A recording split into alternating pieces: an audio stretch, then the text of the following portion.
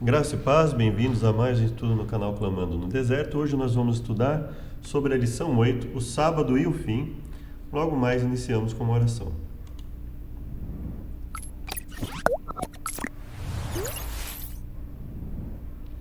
Obrigado, Deus, por mais uma chance de falarmos a Tua mensagem. Nos perdoe, nos purifique, abençoe a cada um de nós, nos livrando em relação aos problemas físicos, mentais, espirituais.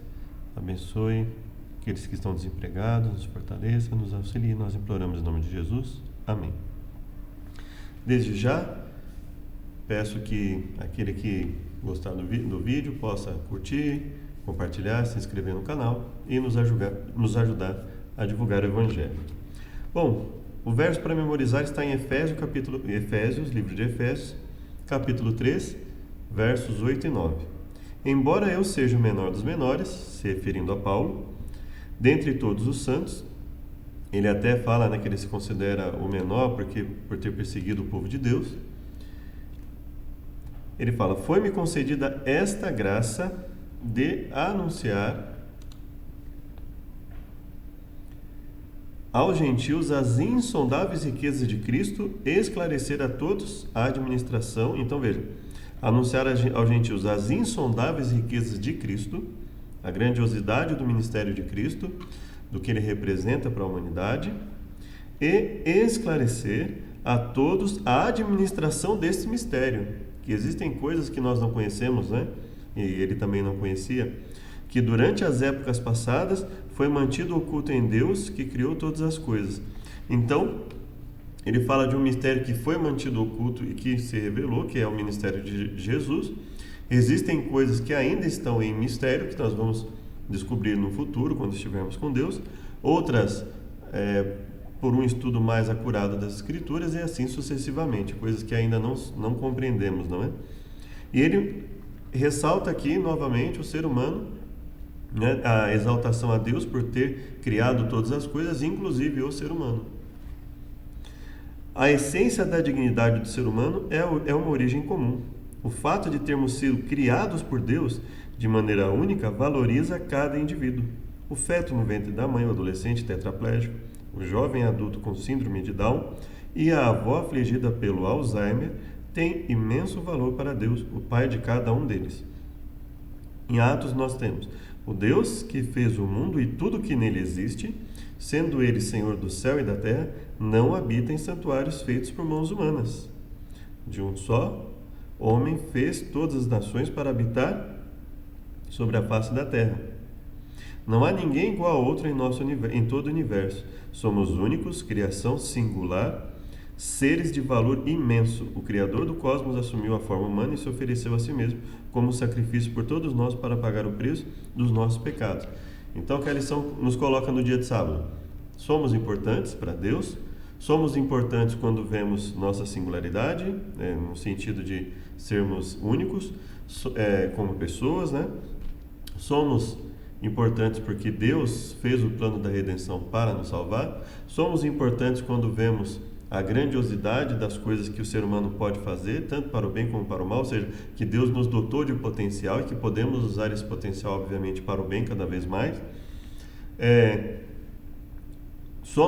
Então, e aí nós chegamos a uma comparação, Olhamos para a grandiosidade do universo, olhamos para a grandiosidade do que existe no planeta, e aí falamos, Deus nos ama muito, porque a nós, Ele concedeu a chance da liberdade do pensamento, da capacidade de um pensamento crescente, constante, que se desenvolve constantemente, uma capacidade de se desenvolver, desenvolver a nossa capacidade de reflexão, e somos gratos a Deus por isso. Ao contrário do que muitos filósofos e cientistas colocam hoje, nós somos importantes, sim, somos importantes para Deus, somos importantes pelo que nós representamos nesse mundo, pela nossa capacidade, e só que devemos nos colocar no nosso lugar, como servos de Deus, ou seja, olhando para a grandiosidade de Deus, da grandiosidade das coisas que ele é capaz de fazer.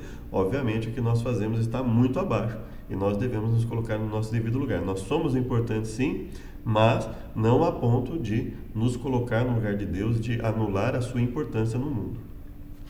A lição de domingo nos diz: o juízo, a criação e o acerto de contas. Se somos apenas um aglomerado de células formadas aleatoriamente, mero produto do acaso, um símio africano desenvolvido, nada mais, a vida tem pouco significado. Por isso que muitas pessoas se colocam, né? Nós somos nada e isso é legal, não é? Isso é legal porque nós podemos ser livres, não precisamos ter nenhum compromisso com o ser superior, não precisamos ter nenhum compromisso uns com os outros, né? E aí esse pensamento tem moldado muitas pessoas, não é? Se somos meramente uma das cerca de 8 bilhões de pessoas que disputam um espaço no planeta Terra, ou seja, se a vida só se resume a isso, a vida perde seu propósito além da mera sobrevivência. Ou seja, se estamos aqui só para sobreviver e para competir, nesse pequeno intervalo de vida que temos aqui nesse mundo, então a vida perde uma parte, ou quase todo o seu propósito, dependendo de quem venha a ter esse pensamento, né? Em contraste, a criação bíblica oferece uma razão para viver e um imperativo moral para a vida. Razão para viver e imperativo moral para a vida. Fomos criados por Deus e devemos prestar contas a Ele por nossas ações. Ele estabeleceu verdades absolutas, mesmo em um mundo de relativismo moral. Relativismo moral tem a ver com o aspecto ético, né? E até o relativismo ético, né? A questão de que tudo é relativo, que tudo depende do pensamento de cada pessoa, tudo depende de como cada pessoa encara o mundo. E ao mesmo tempo que eles fazem isso, eles falam que determinados grupos podem ter um pensamento e outros não, determinados pensamentos são aceitos. Então é uma bagunça, por quê? Por causa desse relativismo, não existe um ponto fixo a se colocar, não existe uma argumentação fixa, uma lógica específica, bem determinada, bem delineada, não existe isso. Então, diante de tudo isso, o que fazer, né? Uma bagunça na mente das pessoas, as pessoas não sabem o que pensar, elas não têm padrão algum, muitas crescem em meio a esse relativismo, e o que eu faço o que eu quero, né? Cada um faz o que quer, e cada um pensa do jeito que quer, e eu pego um texto, o texto está dizendo uma coisa, mas eu posso pensar que ele está dizendo outra coisa, tem uma composição, mas eu posso me imaginar sendo uma outra coisa que eu não sou. E veja que tudo isso começa a surgir exatamente quando as pessoas perdem o propósito, elas ficam desesperadas para achar um propósito. E aí o propósito talvez esteja no relativismo moral, o propósito talvez esteja em negar a realidade, o propósito talvez esteja em se rebelar contra tudo que existe, contra toda a ordem que existe e buscar um caos. Veja que as pessoas ficam perdidas quando elas não têm algo algo específico em que se posicionar, não é? Um pensamento específico, uma forma bem definida de pensar, uma verdade consistente, uma verdade que podemos chamar de uma verdade absoluta. Então veja que tudo se perde quando se... E o termo relativismo moral é justamente tornar as coisas imprecisas. Não é o relativismo no sentido de ver cada situação, isso é relativo a tal coisa, isso é relativo a tal coisa, não é ver as diferenças de cada situação, não. É o relativismo no sentido de tornar impreciso, de propósito, propositadamente, causar uma confusão muitas vezes, não é? E aí as pessoas acabam perdidas, né? E por isso talvez o mundo esteja numa situação tão difícil, depressão, ansiedade aumentando, não é? As pessoas não sabendo como cuidar umas das outras, não sabendo como educar os filhos e filhas, não sabendo como educar a si mesmas, e assim a coisa vai se prejudicando, não é? Leia Apocalipse 14:7, Romanos 14:10 e Tiago 2, de 8 a 13. O que o juízo sugere sobre a responsabilidade e acerto de contas? Como o juízo, os mandamentos de Deus e a adoração estão relacionados? Então, a primeira pergunta: o que o juízo sugere sobre a responsabilidade e acerto de contas? Ou seja, então perceba que se existe um ser a quem eu devo prestar contas, se existe realmente um juízo, Se existe alguém que vai julgar esse mundo, não é? Se nós teremos a oportunidade de entender por que as coisas aconteceram como aconteceram, por que existiu uma exceção de maldade para que os seres compreendam o resultado de se afastar da bondade, do amor, da misericórdia, da justiça, porque então nós temos uma responsabilidade. Agora, se não existe nada disso, então cada um vive do jeito que quiser. Veja aqui, é uma situação bastante complicada. E aí, a questão do juízo, obviamente, como nós vimos, ela pede um acerto de contas, né? Vamos ler os textos? Apocalipse 14, 7. Nós já lemos, né? É um evangelho que deve ser pregado a todos, ou seja, ao contrário do que muitos estão pregando, nós devemos pregar o quê? A toda nação, tribo, língua e povo. Temei a Deus e dai-lhe glória, porque vinda a hora do seu juízo, existe um juízo, então existe uma prestação de contas. Nós vamos prestar contas a Deus, nós vamos prestar contas, existe um padrão pelo qual seremos julgados. Vamos lá em Romanos 14, verso 10.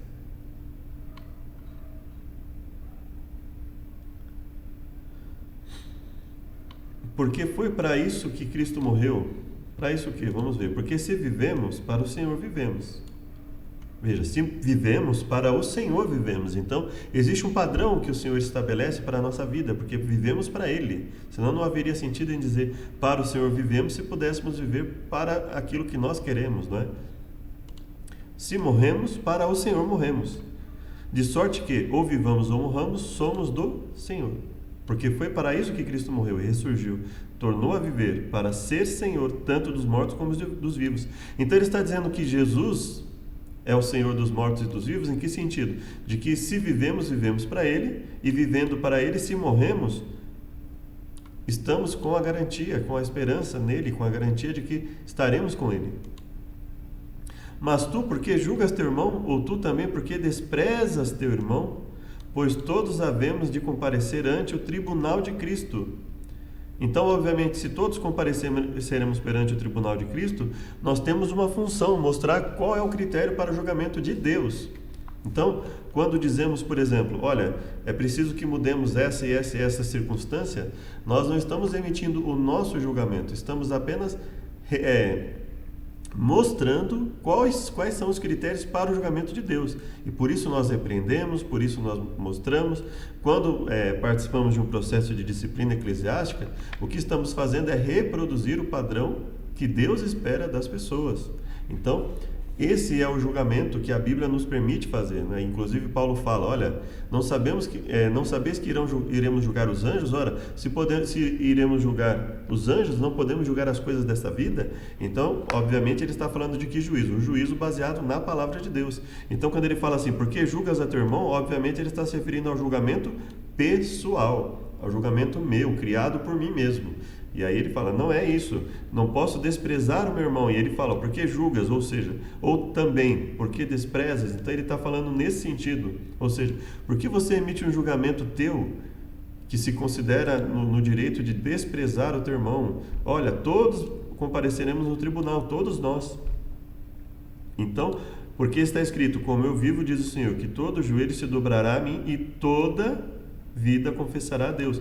De maneira que cada um de nós dará conta de si mesmo a Deus. Olha, então, diante disso nós já sabemos, olha, o que esse juízo sugere sobre a responsabilidade e acerto de contas. Veja, ele não sugere, né, apenas, ele confirma, né, quando nós comparamos Apocalipse com Romanos, ele confirma que existe uma prestação de contas, existe uma responsabilidade que teremos diante do juízo de Deus. Que temos no nosso dia a dia, né? Porque o juiz apenas vai confirmar o que nós vivemos. Tiago 2, 8 a 13. Porventura não fizeste distinção entre vós mesmos e não fizeste juízo de maus pensamentos? Então veja, ele está falando aqui, olha, vocês se fizeram juízes de maus pensamentos, usaram conceitos humanos contrários à vontade de Deus para fazer distinção. Ouvi, meus amados irmãos, porventura não escolheu Deus aos pobres deste mundo para serem ricos na fé e herdeiros do reino que prometeu aos que os amam? Mas vós desonrastes o pobre. Porventura não vos oprimem os ricos e não vos arrastam aos tribunais? Porventura não blasfemam eles o bom nome sobre que vos foi invocado? Então veja o que ele está dizendo. Ele fala, olha, já não basta que haja tantas injustiças, vocês querem participar dessas injustiças também, ao invés de buscar uma forma melhor de conversar uns com os outros, de estabelecer relacionamentos uns com os outros, estabelecer disciplina, tanto no sentido de ser disciplinados, ter o domínio próprio, como a disciplina eclesiástica, ou seja, as atitudes que deverão ser tomadas de acordo com o comportamento das pessoas no grupo a que frequentam, o grupo a que pertencem, em termos de compreensão das escrituras, por exemplo, né? Todavia, se cumprires conforme a escritura, a lei real, amarás o teu próximo como a ti mesmo, bem fazeis. Olha, se você cumprir, então dentro desse contexto objetivo, veja que ele não fala do amor no sentido humano, ele fala do amor no sentido bíblico. Ou seja, em ações concretas e que vem de um pensamento concreto. Veja que ele fala do julgamento no sentido de, olha, vocês são juízes de maus pensamentos, ou seja, aquilo que nós pensamos interfere constantemente naquilo que nós falamos e na forma como nós agimos. Mas, se fazer acepção de pessoas, cometeis pecado e sois redarguidos pela lei como transgressores. Porque qualquer que guardar toda a lei e tropeçar em um só ponto se tornou culpado de todos. Porque aquele que diz, não cometerás adultério, também diz, não matarás. Se tu não cometes adultério, mas matas, estás feito como transgressor da lei. Assim falai e assim procedei, como que deveis ser julgados pela lei da liberdade. Porque o juízo será sem misericórdia sobre aquele que não fez misericórdia. A misericórdia triunfa sobre o juízo. E aí ele vai falar do contexto de fé e obras, do verso 14 até o verso 26, não é? Ele fala da importância da obediência prática. E aí, o que ele está dizendo então? Bom, 2 pontos aqui que podem ser considerados. A questão do pecado voluntário. Se você voluntariamente permanece em um pecado, é como se você estivesse se responsabilizando por todos, porque, ou seja, se a nossa intenção é ficar em erro, ou seja, basta uma oportunidade para que continuemos em outro erro, em outro. Então, por isso que ele fala que é culpado de todos, ou seja, é culpado como que de todos, né? Como que por todos. Então, ele não está dizendo aqui que nós não devamos obedecer à lei de Deus. Ele não está dizendo aqui que a lei é desnecessária, que nós não precisamos da lei, pelo contrário. O tempo inteiro ele fala da lei, que ele chama da lei da liberdade, e ele cita trechos dos 10 mandamentos, inclusive, para falar, olha, a lei de Deus e tudo que Deus fala é lei no sentido amplo, tudo que Deus fala, tudo que Deus ordena para nós é lei, em sentido amplo.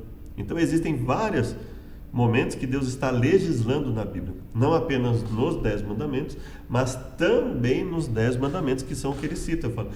Os 10 mandamentos vão nos ajudar a enxergar e a entender outros mandamentos que Deus coloca no decorrer das Escrituras, não é? E aí ele fala, olha, nós devemos ter cautela em relação a isso. Então, como o juízo, os mandamentos e a adoração estão relacionados? Ou seja, a obediência, ela mostra nossa real conversão diante de Deus e o nosso real desejo de adorar a Deus. E o juízo fala da questão da prestação de contas. Então, ou seja, aquilo que nós fazemos vai mostrar se realmente Deus habita em nós, se Deus realmente tem a oportunidade de mudar a nossa mente, mudar o nosso comportamento, mudar os nossos pensamentos. Ou seja, a nossa disposição em obedecer e a nossa obediência concreta mostra se realmente Deus tem a possibilidade, se nós estamos abrindo caminho para que Deus nos transforme. A mensagem dos 3 anjos que voam pelo meio do céu em Apocalipse 14 é chegada a hora que ele vai julgar. Visto que fomos criados com a capacidade de fazer escolhas morais, somos responsáveis pela decisão que tomamos. O primeiro apelo nós já lemos, adorar a Deus. Ali, a observância do sábado demonstra a crença de que Jesus é digno de ser adorado como Criador. No caso, que Deus é digno de ser adorado como Criador, não é? Revela a aceitação dos 10 mandamentos como princípios divinamente inspirados para viver vida plena. Como a lei é a base do governo de Deus e uma revelação do seu caráter, torna-se a norma para o juízo. A fidelidade ao mandamento do sábado dentre outros, obviamente, né, é o reconhecimento do compromisso de sermos obedientes. Segunda-feira, o sábado e a criação. Deus nos deu o sábado porque o mundo precisa desesperadamente da mensagem reconfortante da criação. No século XVIII, quando a teoria da evolução conquistava o mundo intelectual, Deus enviou uma incrível mensagem de esperança, conforme nós lemos em Apocalipse 14, 6 e 7, não é? Satanás fez todas as tentativas para distorcer a doutrina da criação, pois ele odeia Jesus e não quer que ele receba a adoração devida a ele como Criador e Redentor. Ou seja, nós fazemos parte de um conflito extremamente complexo e a nossa única esperança é nos apegar em Deus para obtermos dele a sabedoria necessária, a disciplina necessária para a nossa vida e para que haja uma verdadeira transformação em cada indivíduo, consequentemente em cada família, em cada sociedade. O sábado é um símbolo eterno do nosso descanso em Deus, é um sinal especial de lealdade ao Criador. Isso é uma parte da resposta a qual pergunta? Bom, nós vamos ler Gênesis, Êxodo e Deuteronômio, no contexto de Apocalipse. Nós já lemos Apocalipse, então nós vamos ler Gênesis, Êxodo e Deuteronômio e vamos responder o seguinte: podemos observar no mandamento do sábado a relação entre criação e redenção? Podemos observar no mandamento do sábado a relação entre criação e redenção? Então nós já lemos que o sábado é um símbolo eterno do nosso descanso em Deus, sinal especial de lealdade ao Criador. Em vez de uma exigência legalista ou uma inteligência exigir por exigir, ele tem um propósito, um significado. Revela que o verdadeiro descanso da justiça pelas obras se encontra nele. A Bíblia nos convida a descansar em seu amor a cada sábado. A cada sábado nos alegramos com a bondade de Deus e o louvamos pela salvação que só pode ser encontrada em Cristo. O sábado também é o elo eterno entre a perfeição do Éden no passado e a glória dos novos céus e da terra no futuro, ou seja, aquilo que foi criado de uma forma vai ser restaurado para que volte à sua forma original como deveria ser.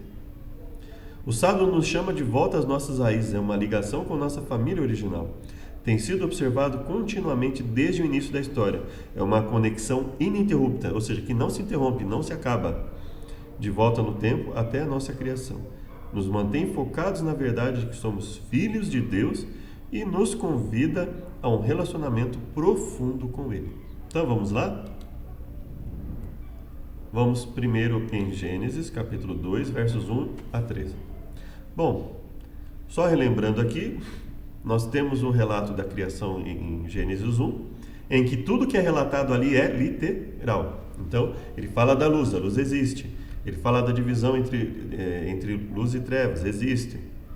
Ele fala da divisão entre a separação entre parte seca, terra, parte com água, isso existe.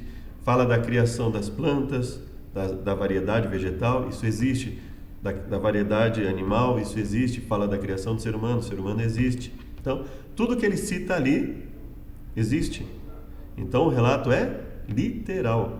Relato é literal. Relato está falando de coisas que existem. Ele não está transmitindo uma mera lição espiritual e alegórica. Não, ele está falando uma linguagem literal, ou seja, aquilo que está lhe dizendo ali realmente existe, ou seja, realmente foram criados. Assim os céus, a terra e todo o seu exército foram acabados.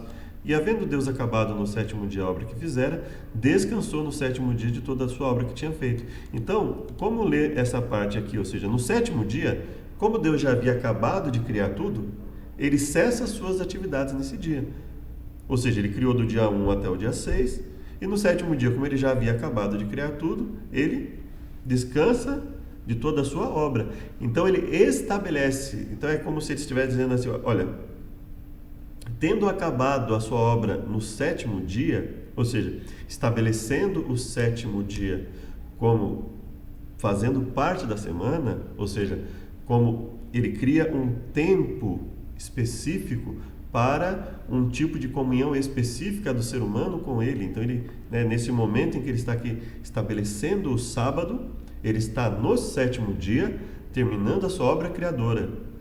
E aí Ele estabelece o sábado como cessando as suas atividades nesse dia e estabelecendo que por causa dessa cessação, veja, ele cessa as suas atividades, ele descansou no sétimo dia de toda a sua obra que tinha feito, cessou as atividades, e aí ele abençoou esse dia e o santificou porque nele descansou. Então ele cessa as atividades e estabelece que esse dia é santo, é separado para um propósito específico e é uma bênção diferenciada. Todos os outros dias são dias separados, santificados para o trabalho, para as atividades.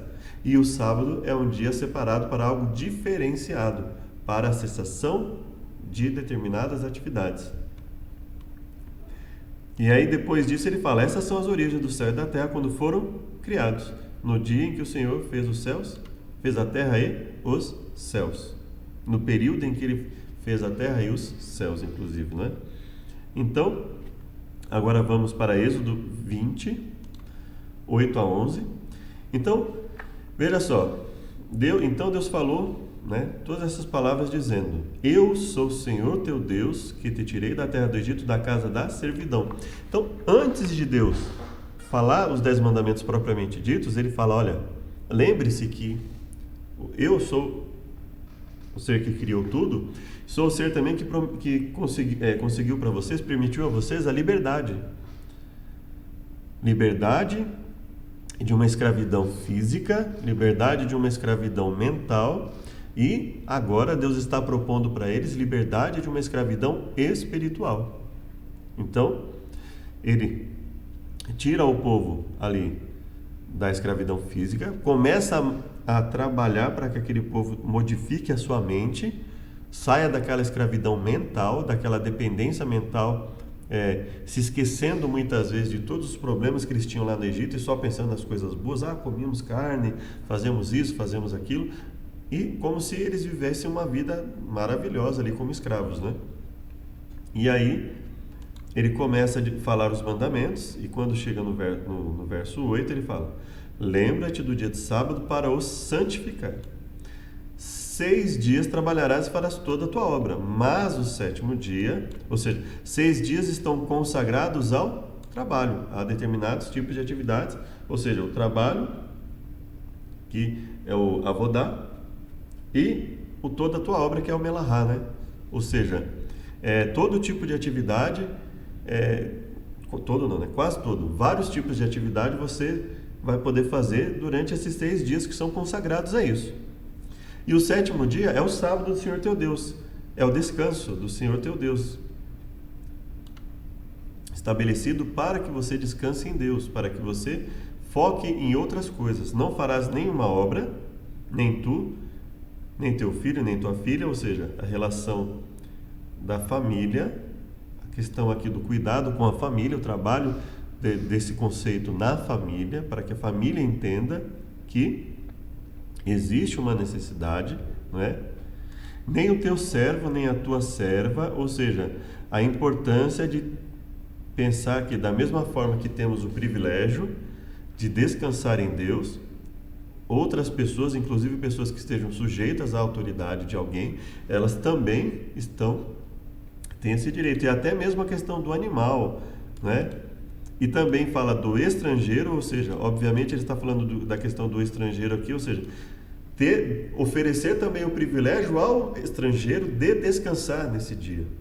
Veja então que o fato da Bíblia dizer assim, diga ao povo de Israel, ele não está dizendo assim, diga exclusivamente ao povo de Israel, não, diga ao povo de Israel, porque o povo de Israel será um testemunho para todos os outros povos, que está dentro das tuas portas, ou seja, obviamente ele está dizendo, lá fora, não adianta querer estabelecer isso, isso tem que ser voluntário, as pessoas têm que se voluntariar a participar disso. Então, se o estrangeiro voluntariamente quiser vir para cá, por exemplo, ele vai descansar, mas e o servo também, independente de como esse servo passou a atuar aqui, ele também vai ter esse privilégio de cessar as atividades, não é? E aí ele fala, por quê? Por que cessar as atividades?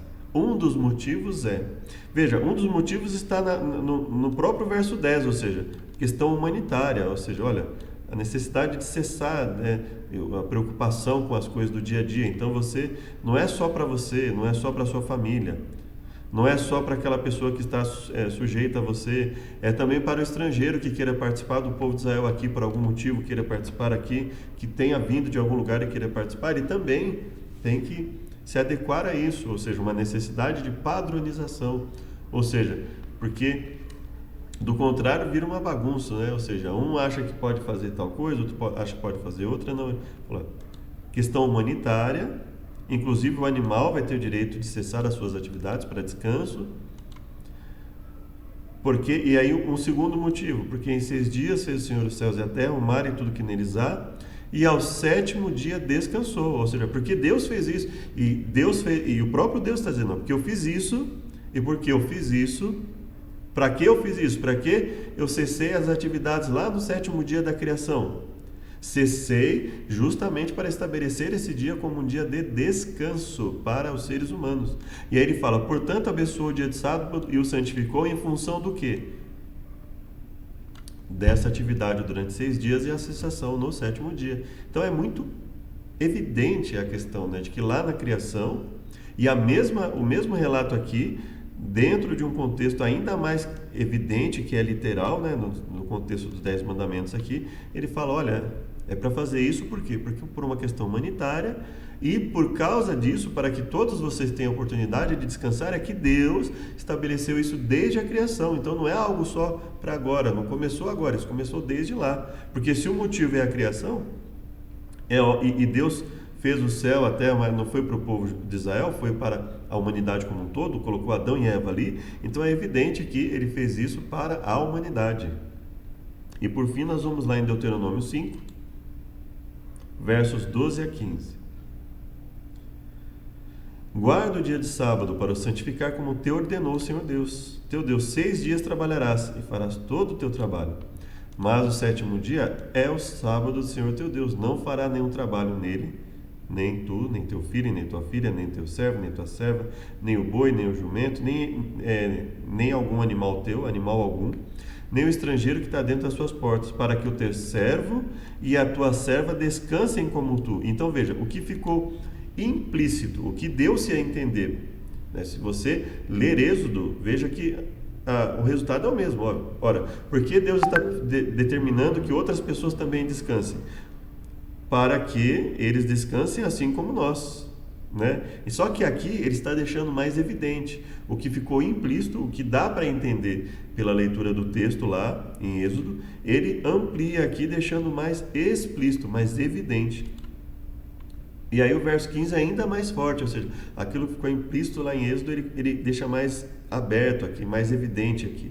Porque te lembrarás que foste servo na terra do Egito, que o Senhor teu Deus te tirou dali com mão forte e braço estendido. Por isso, o Senhor teu Deus te ordenou que guardasse o dia de sábado. Então ele fala, Deus nos chamou para a liberdade e dentro dessa liberdade ele estabelece inclusive o privilégio de ter um dia para cessar todas as atividades que não estejam relacionadas à adoração a Ele. E aí, o mandamento do sábado está subentendido em Apocalipse 14, 6 e 7. Também, né? Também está evidenciado ali, né? Está subentendido ali, né? Porque quando nós vamos, é evidente que ali faz parte, mas a questão ali é mais ampla do que isso. Lá em Apocalipse é mais ampla do que isso. Inclui o sábado também, evidentemente, porque o mandamento que Deus constantemente nos remete para a criação é o sábado, né?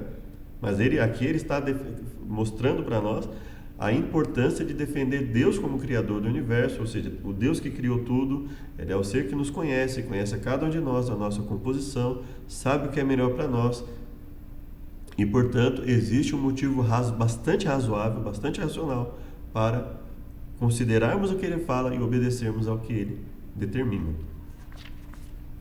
Então vamos lá? Quarta-feira, criação, o sábado e o tempo do fim. O grande conflito, que começou no céu milênios atrás, girou em torno da autoridade de Deus. O questionamento permanece o mesmo no presente.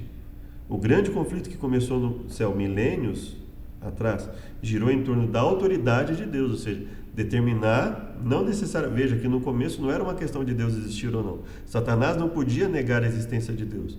Hoje, ele tenta negar das formas mais desesperadas possíveis, porque alguns, ele consegue simplesmente negando a existência desse ser. E depois quando isso não funciona, ele questiona o caráter desse ser. Questionando o caráter de Deus, ele questiona a autoridade de Deus perante as pessoas. Então, uns ele consegue pela descrença do próprio fato de que Deus existe, alguns deixam de crer que Deus existe, e outros que ainda venham a acreditar na possibilidade de existir, não consideram que ele seja um ser bom, que seja um ser que se importa conosco, e aí acabam também não surtindo o efeito. Apesar de crer que ele existe, se cai naquela questão que Tiago fala, né? Até os demônios creem e estremecem, mas não estão dispostos a obedecer, não estão dispostos a reconhecer em Deus o caráter devido que ele tem, consequentemente a autoridade que ele tem para conosco, né? Leia Apocalipse 14, 7, 9 e 12. Então vamos lá em Apocalipse 14, 7, 9 e 12. Resume esses versos completando as frases nas linhas abaixo. Apocalipse 14, 7 é um chamado para adoração a Deus, como? Temendo a Ele e dando a Ele a devida glória, ou seja, um sinal de respeito a Deus, um sinal de obediência a Deus, de reconhecimento da grandiosidade de Deus em relação a nós, da nossa dependência dele, né? E aí então é um chamado para obediência. Veja, temei a Deus e dar-lhe glória. Como glorificamos a Deus? Falando glória para ele? Não. Falar glória é uma das coisas, mas como glorificamos a Deus? Como demonstramos o devido respeito a Deus na questão do temer a Deus? Reconhecendo que ele é o caráter dele, reconhecendo a autoridade dele e, consequentemente, que ele é o nosso Senhor e devemos obedecer a ele. E adorar é aquele que fez o céu, a terra e a fonte das águas, o mar e as fontes das águas. Isso é reconhecer que Deus é a autoridade maior na nossa vida e que devemos obediência a ele. E como conseguimos obedecer a ele? Permitindo que ele nos transforme a cada dia.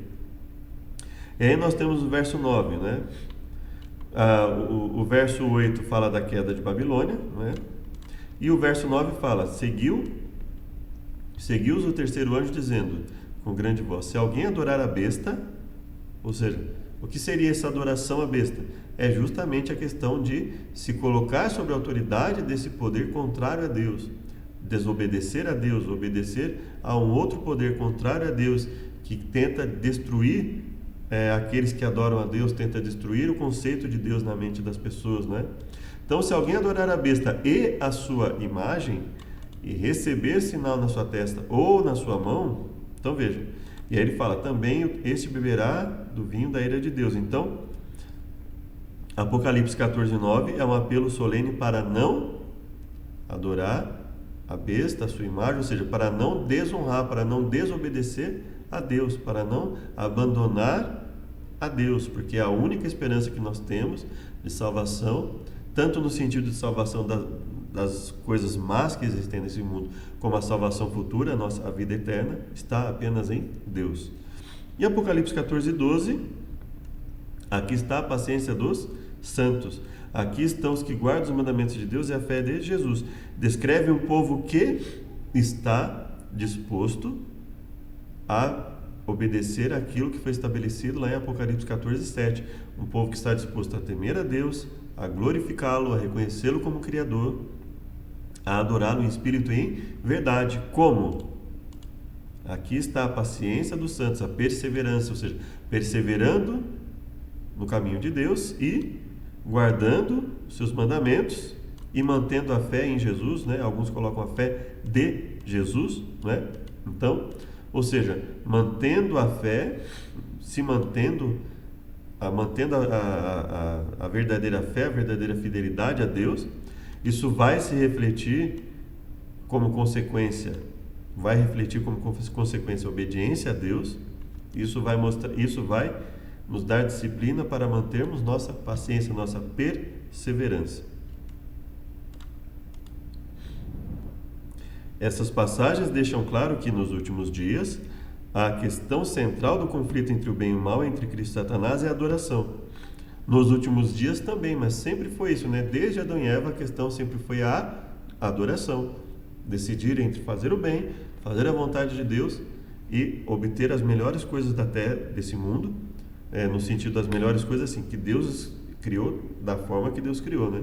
Hoje nós não vivemos as melhores coisas, né? Nós vivemos em um mundo caído, prejudicado, mas lá no começo foi o quê? Trocaram todos os benefícios que Deus concedeu por uma ambição, né? Por querer ser mais do que aquilo que Deus estabeleceu para sermos, né? Adoramos o Criador ou a besta?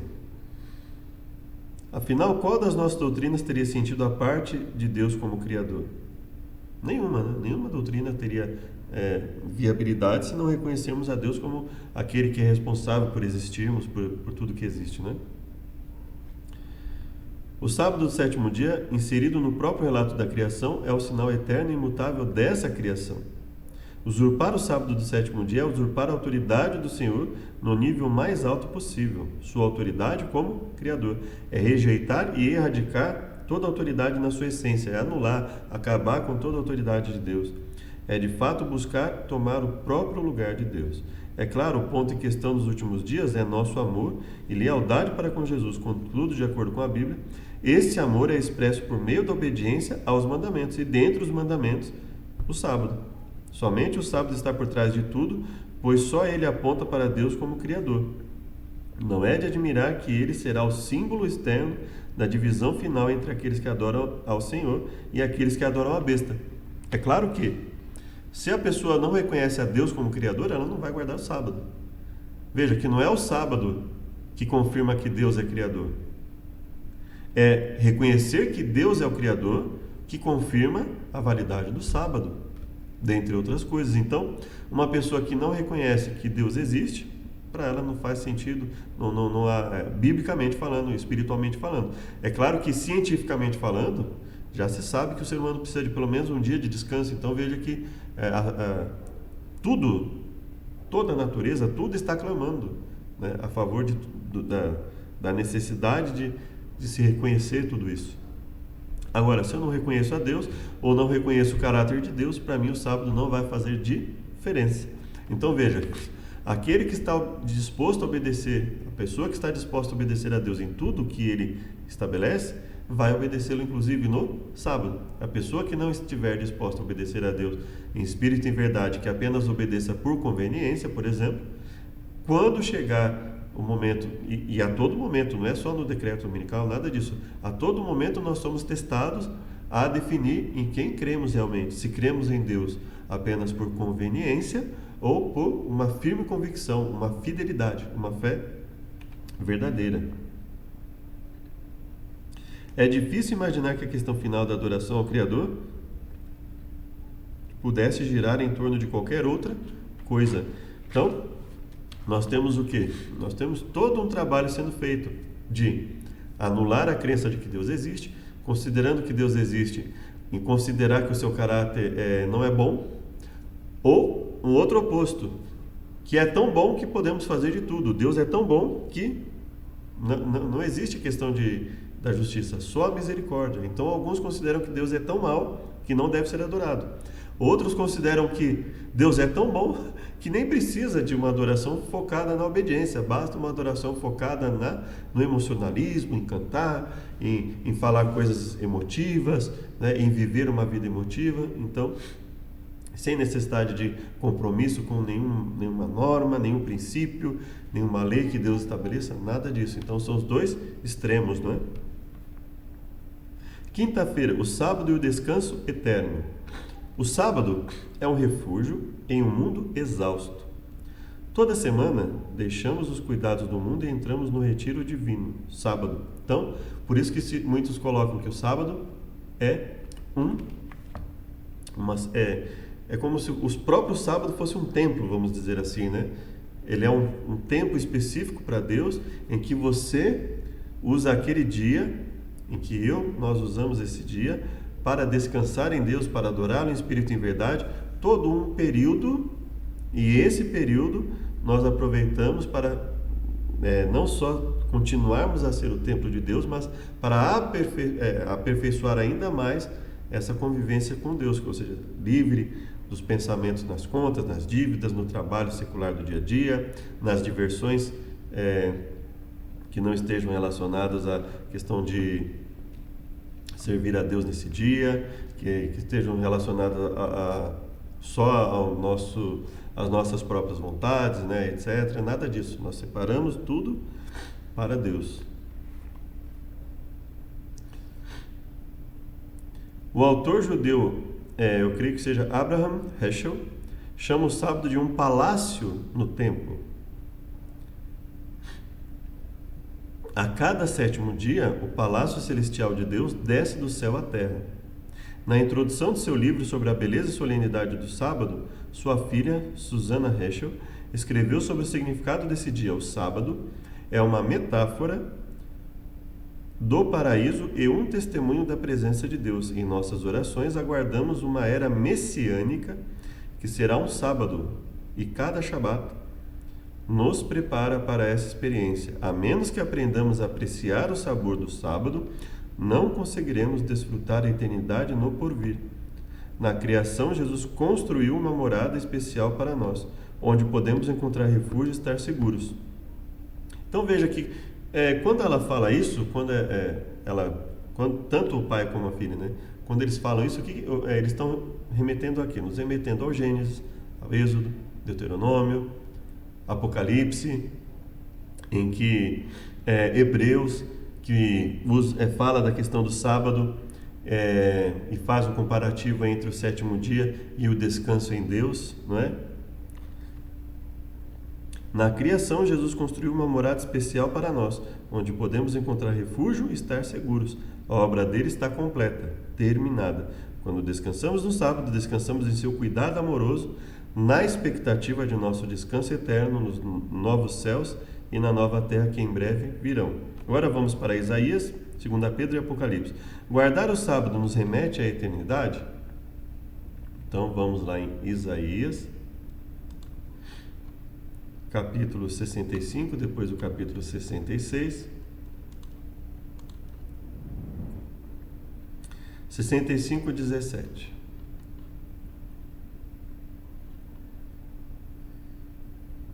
Vamos começar no 16, né? Assim que aquele que se bendisser na terra, se bendirá no Deus da verdade. E aquele que jurar na terra, jurará pelo Deus da verdade. Porque já estão esquecidas as angústias passadas, e estão escondidas dos meus olhos. Então ele fala de uma renovação para o povo, né? Por quê? Porque eis que crio novos céus e nova terra, não haverá mais lembrança das coisas passadas, nem mais se recordarão. Então ele fala de uma recriação, não é? Então ele fala, crio novos céus e nova terra, não é? Não haverá lembrança, ou seja, uma vida nova, né?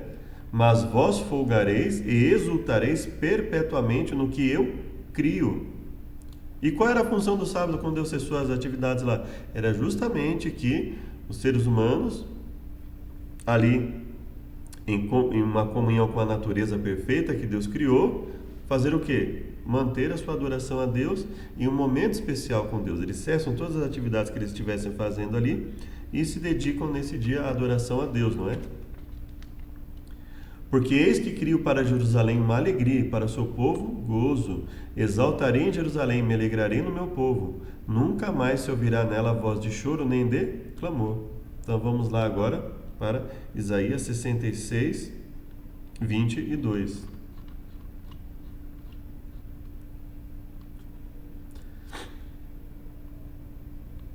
E trarão a todos os vossos irmãos dentre todas as nações por oferta ao Senhor sobre cavalos, carros em carros, liteiras, sobre mulas, dromedários. Trarão ao meu santo monte Jerusalém, diz o Senhor, como quando os filhos de Israel trazem as suas ofertas em vasos limpos à casa do Senhor. Veja, contexto de adoração, contexto do sacerdócio, contexto de ofertas ao Senhor. Também deles tomarei alguns para sacerdotes e para levitas, diz o Senhor. Sacerdócio real, veja, questão do sacerdócio real.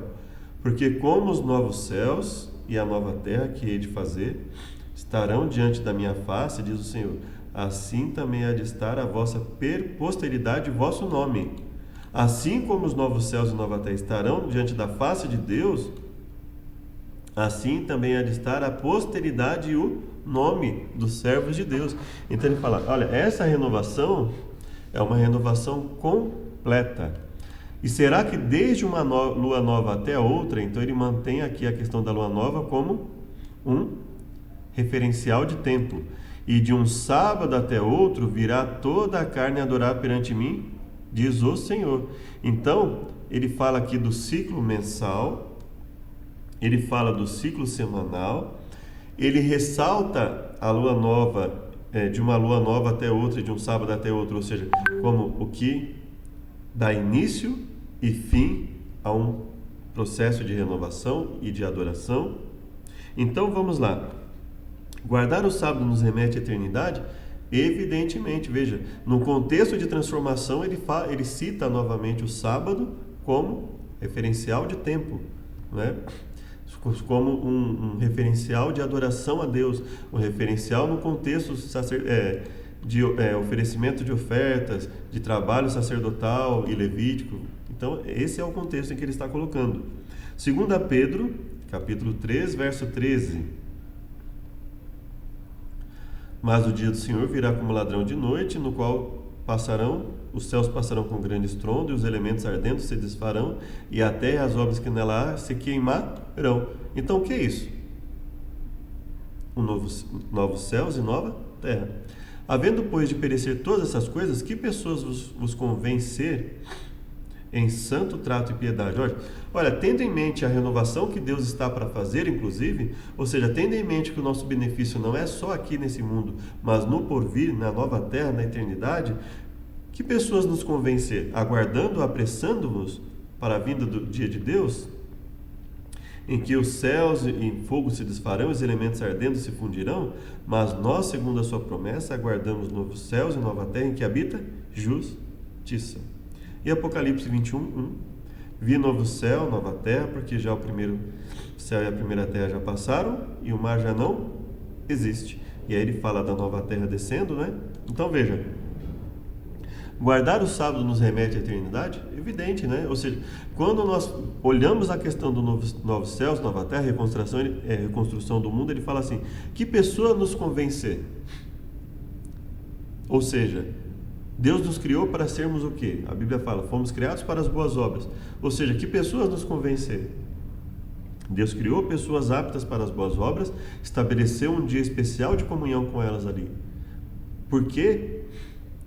E aí, Hebreus, né? E aí nós vemos isso em toda a Bíblia, né? Deus associando o sábado, se desviares do teu pé de profanar o sábado, de fazer a sua própria vontade no meu santo dia, chamar o sábado deleitoso, digno de honra, olha só. Então ele associa o sábado à honra, honrar a Deus. Como? Como nos honramos a Deus nesse dia? Inclusive separando, deixando de fazer os nossos próprios pensamentos, nossas próprias visões a respeito do que é certo e errado. Deixamos de agir no sábado conforme nós queremos, mas agindo conforme Deus quer. Agindo no sentido de evangelismo, no sentido de meditar na palavra de Deus, de passar um momento com a família num ambiente mais natural, de repente em contato com a natureza ali, falando sobre Deus, cantando, e assim sucessivamente. Ou seja, retirando nossos próprios pensamentos, nossas próprias vontades, nos dedicando a Deus. E quando nós pensamos na forma como a Bíblia fala sobre a eternidade, ela fala de momentos de alegria em que passaremos com Deus, em que Deus vai limpar dos olhos toda lágrima. Então ele fala da restauração. Não é? Então veja que existe uma relação direta entre o cessar as atividades, entre o cessar o mal, entre o cessar o sofrimento, entre a renovação estabelecida principalmente depois do pecado. O sábado passou a ter uma necessidade ainda maior para o ser humano, porque não é uma mera cessação de atividades no sábado depois do pecado, mas diante de um estresse cada vez maior, de problemas cada vez maiores, o sábado vem nos prover um descanso cada vez mais evidente na nossa vida, não é? O mesmo Deus que criou a terra irá recriá-la, e o sábado continua sendo um símbolo eterno dele como Criador. Na verdade, os judeus viam o sábado como um símbolo, uma antecipação do que era chamado em hebraico de Olam Rabba, o mundo por vir. A mensagem de 3 anjos que voam no céu com o apelo para adorarmos o Criador, a mensagem dos 3 anjos com o apelo para adorarmos o Criador, ou seja, remetendo inclusive à criação como um dos motivos para adorar a Deus, é a mesma coisa que ele faz quando ele fala da questão do descanso no sábado. Um dos motivos é exatamente o que Deus fez na criação. Nos aponta para o Criador, aquele que no princípio fez todas as coisas, e para o nosso Redentor, aquele que após o juízo, quando o pecado for erradicado, fará novas todas as coisas. E aquele que estava sentado no trono disse: Eis que faço novas todas as coisas, e acrescentou: Escreva, porque essas palavras são fiéis e verdadeiras.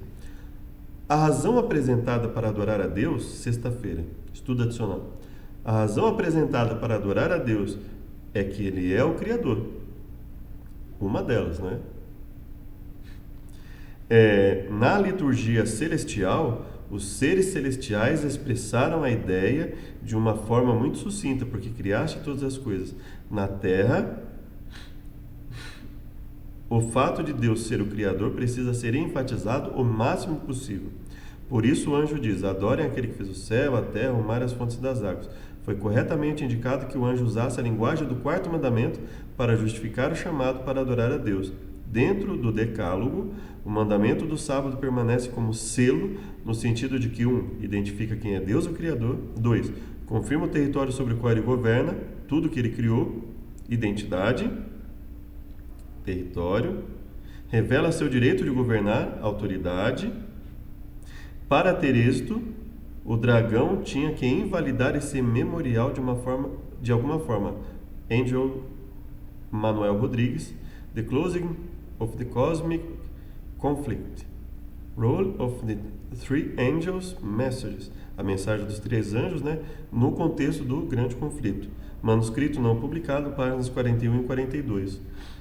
Como a mensagem do sábado responde aos grandes questionamentos da vida? Reflita sobre a maravilha da criação e o milagre de nossa existência. Como observamos a questão da adoração de Daniel, em Daniel 13:6. E pense em alguém que acredita nos milhões ou bilhões de anos da evolução. Como mostrar a essa pessoa que a irracionalidade de se observar o sábado, o 7º dia, como memorial de uma criação assim? Mesmo para essa pessoa, hoje a ciência mostra que é preciso um dia para cessar as atividades. Vamos finalizar então com uma oração. Que Deus nos abençoe. Obrigado, Deus, por tudo que nos tem concedido. Continue nos dando a tua sabedoria. Muito obrigado pelo privilégio de estudar a tua palavra, de poder transmitir um pouco mais em nome de Jesus. Amém. Até o próximo estudo. Que Deus nos abençoe a todos.